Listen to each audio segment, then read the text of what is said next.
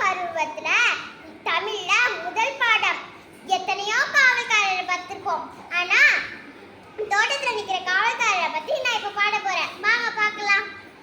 சட்டை மேல கோட்டு